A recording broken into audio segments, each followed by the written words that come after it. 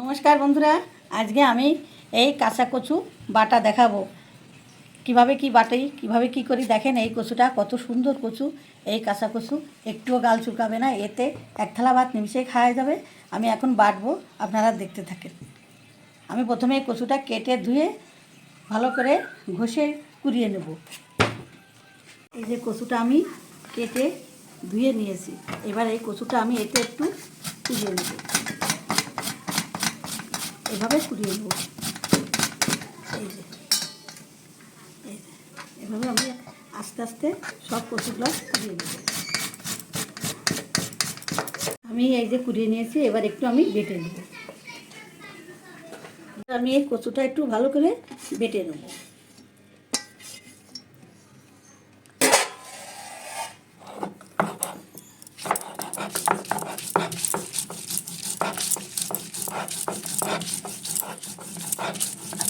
আমি কচুটা ভালো করে বেটে নিয়েছি। এবার আমি বেটে নিয়ে এবার আমি নারকেলটা বেটে নেব। নারকেলটা দেবো, এই নারকেলটা এখন আমি বেটে নেব।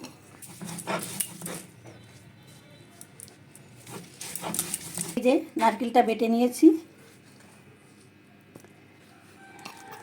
এটা এখানে রেখে দিই।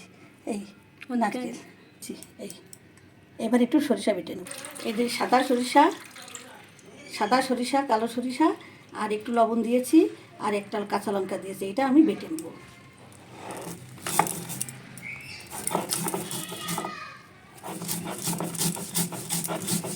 এই যে সরিষাটা বেটে নিয়েছি, এখানে রাখলাম। এবার এই কচু বাটা, এই আছে নারকেল বাটা, সরিষা বাটা, এই লবণ আর সামান্য একটু চিনি আর এই শুকনো লঙ্কা, এগুলো আমি ভেজে নিয়েছি। এবার আমি সব মেখে নেবো হাত দিয়ে, সুন্দর করে এটা মেখে নেব।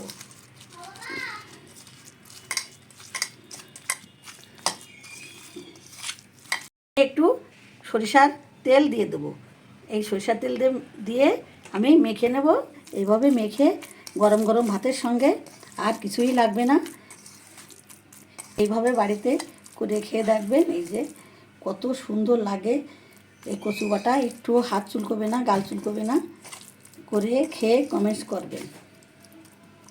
এই যে দেখেন, এই যে মেখে নিয়েছি গরম গরম ভাতের সঙ্গে, আর কিছুই লাগবে না।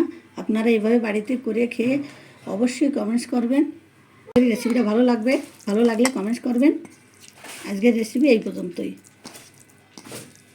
এই যে বন্ধুরা দেখেন, এই যে গরম গরম ভাতের সঙ্গে মেখে একদম খেয়ে দেখলে একদম জমে যাবে। গরম গরম ভাতের সঙ্গে এই যে একদম জমে যাবে, আর কিছুই লাগবে না, একটুও গাল চুলকাবে না। আপনারা এভাবে বাড়িতে অবশ্যই করে খেয়ে দেখবেন।